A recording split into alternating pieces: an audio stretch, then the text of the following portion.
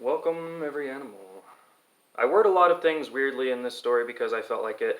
I don't like effort most of the time, and I'm going through a phase of depression a little bit. But, but I like sharing my ideas, so here we go.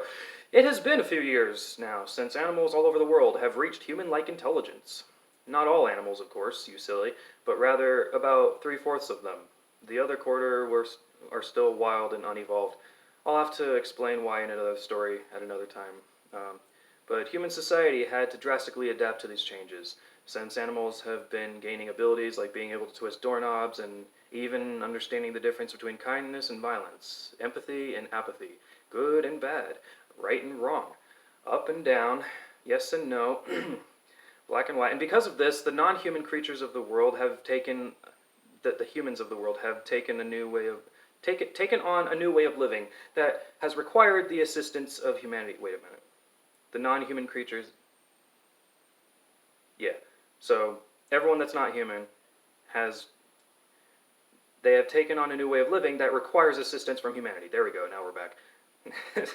Like when a new employee needs help to be trained in an unfamiliar position on a job, it's kind of like that.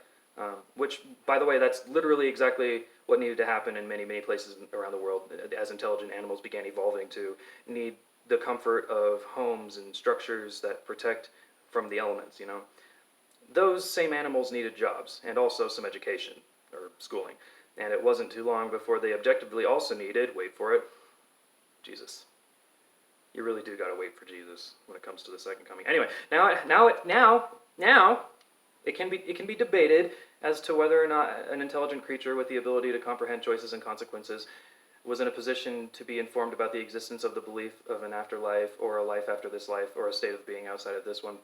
But just because something can be debated doesn't mean it has to be debated. But it was debated. Humans through the world were very insistent on keeping animals out of the churches, saying things like, they aren't human, they don't need the Savior the way the rest of us do, and we've already given them education and jobs, why do they need this? And other Karen things like that were said.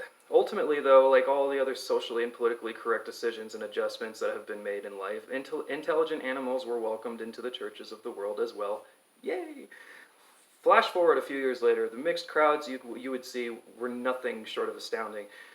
You could barely recognize this world due to all of the radical acceptance humanity had to face. And on Sunday mornings like today, creatures of every possible kind, type, and sort all came and gathered and collaborated and were welcomed into the chapels no matter the region or religion.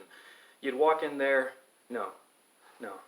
You'd walk into the parking lot on Sunday morning and see an eagle swoop past you and a family of horses clip-clopping to the front doors that the eagle had landed next to. He'd look over at you with a smile on his beak and kindly head nod, tilt, gesture, or whatever thing, indicating a greeting, but also asking without words if you would kindly open the door for him. And then you'd stand there still, and you'd leave the door. Wait. You'd feel guilty not to, so you would do that, but also you would leave the door open for the horses, the family of horses, the ones I mentioned earlier, the ones that were clip-clopped, and then upon entering the worship building, you would feel like you're in some sort of zoo, or like a movie, like Jumanji or something. But it's really cool. It's like you're not in danger. Animals of every kind strewn about all over the place, and yet you wouldn't feel scared or intimidated. No. You would feel a beautiful sense of wonder and amazement. Many kinds of birds often perch themselves in high places near the ceiling, and the larger animals would be near the back, behind the pews, eager to listen to today's message. And as if it weren't or wasn't crazy enough, the craziest thing As if it wasn't enough, the craziest thing you would see is the presence of carnivores of all kinds, simply, peacefully entering the building and seating themselves anywhere they could, even next to families and children, and that one person who always liked sitting alone, but if he really wanted to be alone, he shouldn't have come to church in the first place, because now a black jaguar is sitting next to him and blocking his ability to leave. What a sucker. And then when you sat down, you would soon be shoulder to shoulder with a non-human creature, a gorilla, a bear, a wolf, whatever, and you'd find yourself unable to leave until the meeting was over, simply because it was never an easy task to get past the animal next to you, because these pews are made for people, but, they didn't remodel. And so therefore one would have to crawl under the benches in order to leave. That is no simple task. One does not simply do such a thing after the age of, basically after you're an infant.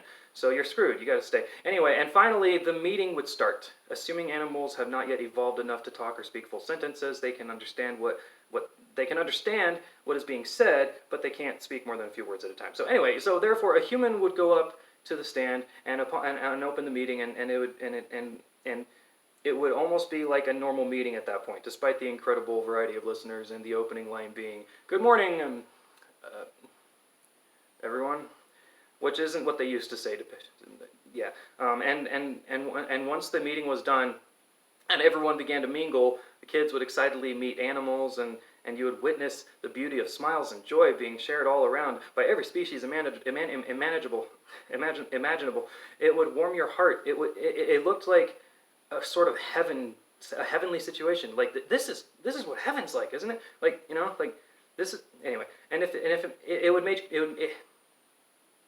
it made you think maybe evolving isn't such a bad thing. Maybe seeing the joy of acceptance being put into play all around you, you feel a sense of fulfillment and completion that you've never felt before. Before this time, the world felt so divided, like it was missing something, even amongst this one species, humans. But now it felt united. It felt complete. It's awesome. It's amazing. And totally fake and fictional, because this isn't freaking real. Anyway, this has to be what heaven is, right? Everyone of every species together without any problems, enjoying each other and smiling and laughing. It's the most beautiful thing. Like, seriously. Anyway, makes you kind of hate reality, doesn't it? One has to hope that such a thing exists somewhere in this crazy, crazy universe. Why did I write this? This doesn't help my depression. I'm still really depressed. Anyway, thank you. Bye. Love you.